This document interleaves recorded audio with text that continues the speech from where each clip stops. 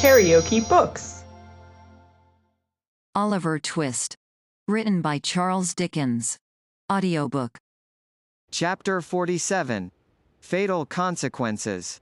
It was nearly 2 hours before daybreak, that time which in the autumn of the year may be truly called the dead of night, when the streets are silent and deserted, when even sounds appear to slumber, and profligacy and riot have staggered home to dream.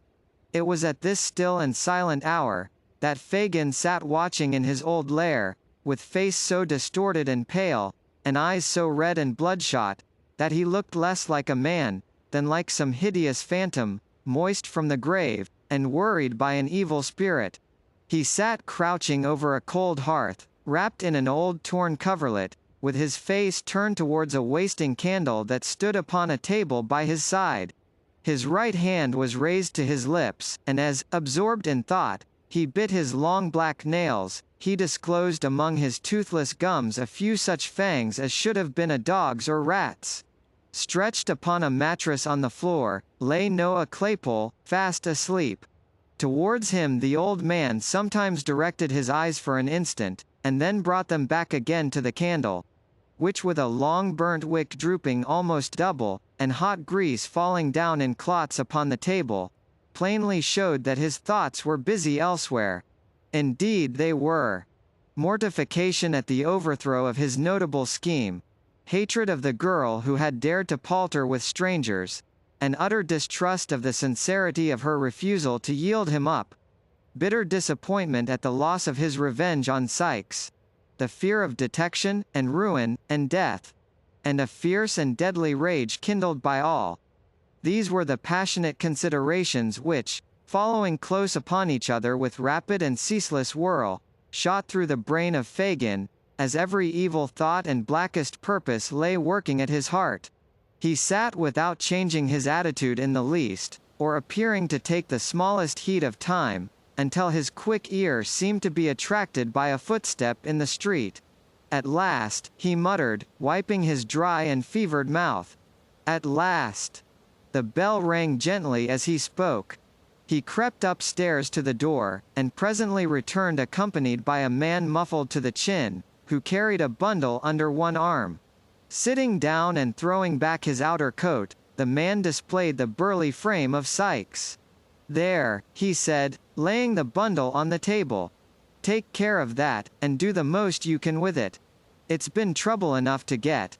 I thought I should have been here 3 hours ago." Fagin laid his hand upon the bundle, and locking it in the cupboard, sat down again without speaking.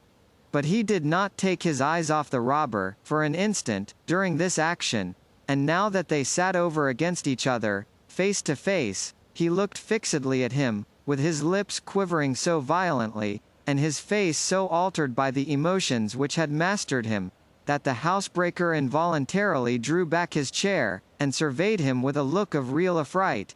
"What now?" cried Sikes. "What do you look at a man so for?" Fagin raised his right hand, and shook his trembling forefinger in the air, but his passion was so great, that the power of speech was for the moment gone. "Damn," said Sikes, feeling in his breast with a look of alarm. "He's gone mad. I must look to myself here." "No, no," rejoined Fagin, finding his voice. You're not the person, Bill.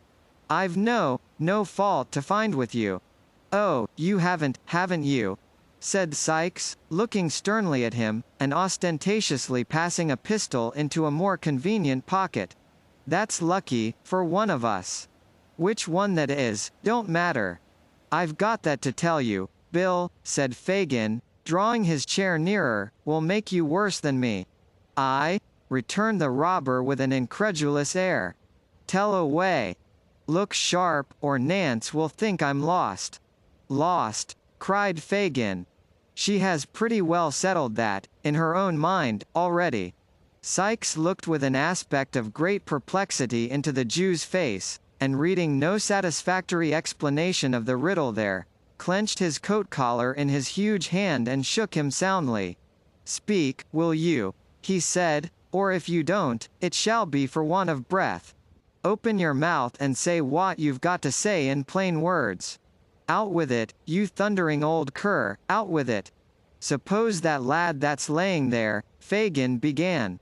Sikes turned round to where Noah was sleeping, as if he had not previously observed him. Well, he said, resuming his former position. Suppose that lad, pursued Fagin, was to peach, to blow upon us all, first seeking out the right folks for the purpose, and then having a meeting with 'em in the street to paint our likenesses, describe every mark that they might know us by, and the crib where we might be most easily taken. Suppose he was to do all this, and besides to blow upon a plant we've all been in, more or less, of his own fancy, not grabbed, trapped, tried, earwigged by the parson and brought to it on bread and water, but of his own fancy, to please his own taste, stealing out at nights to find those most interested against us, and peaching to them. Do you hear me? Cried the Jew, his eyes flashing with rage. Suppose he did all this, what then? What then? Replied Sikes, with a tremendous oath. If he was left alive till I came, I'd grind his skull under the iron heel of my boot into as many grains as there are hairs upon his head. What if I did it? Cried Fagin almost in a yell. I, that knows so much, and could hang so many besides myself. I don't know, replied Sikes, clenching his teeth and turning white at the mere suggestion. I'd do something in the jail that, you'd get me put in irons, and if I was tried along with you, I'd fall upon you with them in the open court, and beat your brains out afore the people. I should have such strength, muttered the robber, poising his brawny arm, that I could smash your head as if a loaded wagon had gone over it. You would? Would I? Said the housebreaker. Try me. If it was Charlie, or the Dodger, or Bet, or... I don't care who, replied Sikes impatiently. Whoever it was, I'd serve them the same. Fagin looked hard at the robber, and, motioning him to be silent, stooped over the bed upon the floor, and shook the sleeper to rouse him. Sikes leant forward in his chair, looking on with his hands upon his knees, as if wondering much what all this questioning and preparation was to end in. Bolter, Bolter. Poor lad, said Fagin, looking up with an expression of devilish anticipation, and speaking slowly and with marked emphasis. He's tired, tired with watching for her so long, watching for her Bill. What dey mean? Asked Sikes, drawing back. Fagin made no answer, but bending over the sleeper again, hauled him into a sitting posture.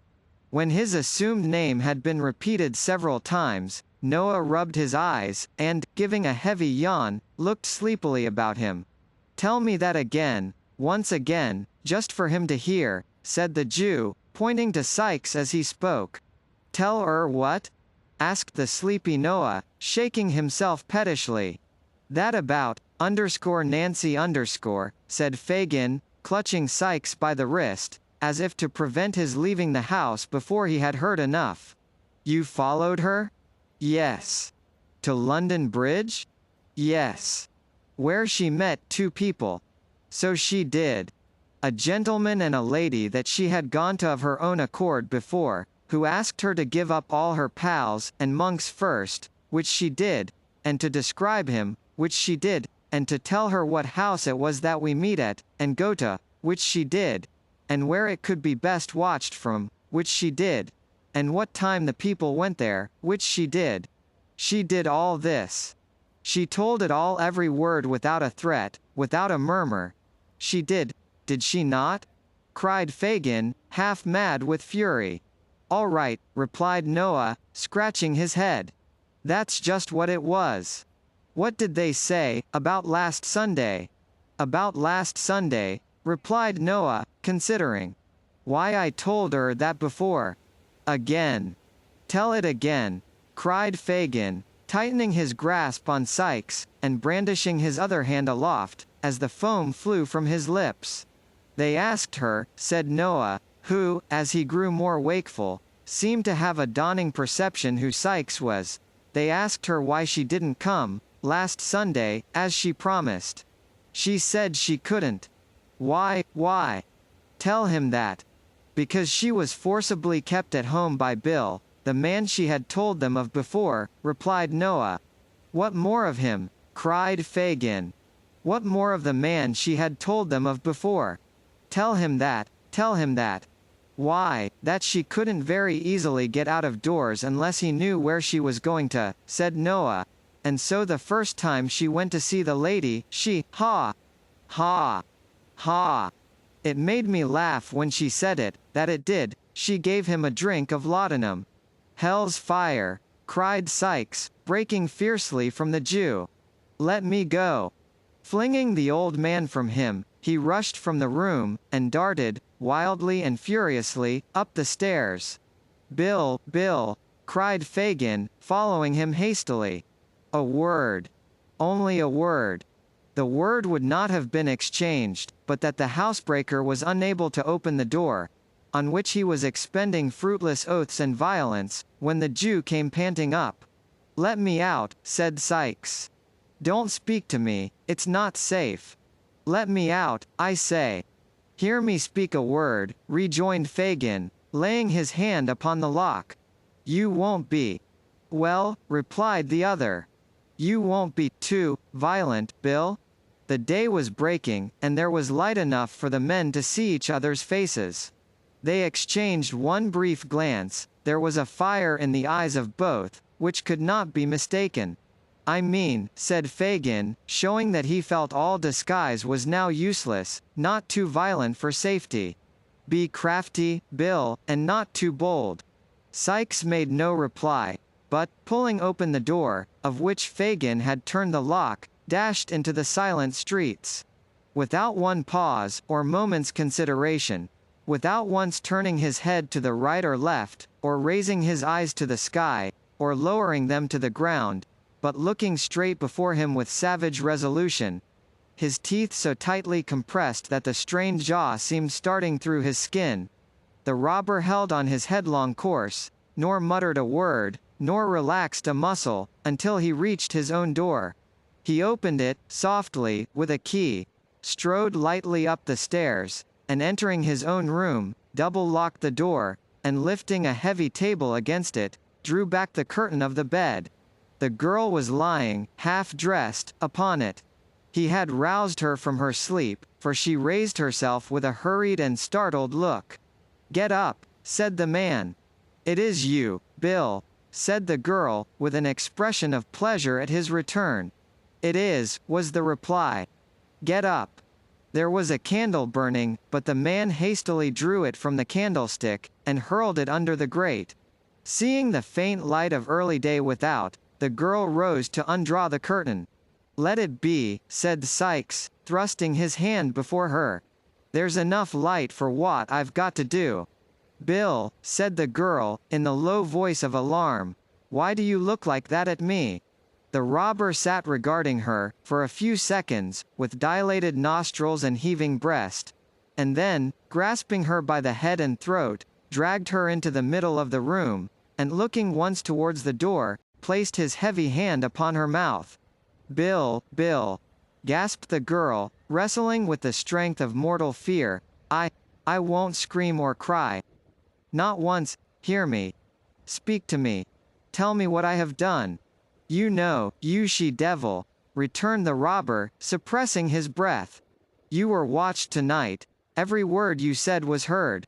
Then spare my life for the love of heaven, as I spared yours, rejoined the girl, clinging to him. Bill, dear Bill, you cannot have the heart to kill me. Oh! Think of all I have given up, only this one night, for you. You shall have time to think, and save yourself this crime. I will not loose my hold, you cannot throw me off. Bill, Bill, for dear God's sake, for your own, for mine, stop before you spill my blood. I have been true to you, upon my guilty soul I have. The man struggled violently, to release his arms, but those of the girl were clasped round his, and tear her as he would, he could not tear them away. Bill, cried the girl, striving to lay her head upon his breast, the gentleman and that dear lady, told me tonight of a home in some foreign country where I could end my days in solitude and peace. Let me see them again, and beg them, on my knees, to show the same mercy and goodness to you. And let us both leave this dreadful place, and far apart lead better lives, and forget how we have lived, except in prayers, and never see each other more. It is never too late to repent. They told me so, I feel it now, but we must have time. A little time. The housebreaker freed one arm, and grasped his pistol. The certainty of immediate detection if he fired, flashed across his mind even in the midst of his fury, and he beat it twice with all the force he could summon, upon the upturned face that almost touched his own. She staggered and fell, nearly blinded with the blood that rained down from a deep gash in her forehead, but raising herself, with difficulty, on her knees, drew from her bosom a white handkerchief, Rose Maylie's own, and holding it up, in her folded hands, as high towards heaven as her feeble strength would allow, breathed one prayer for mercy to her Maker. It was a ghastly figure to look upon. The murderer staggering backward to the wall, and shutting out the sight with his hand, seized a heavy club and struck her down. KaraokeBooks.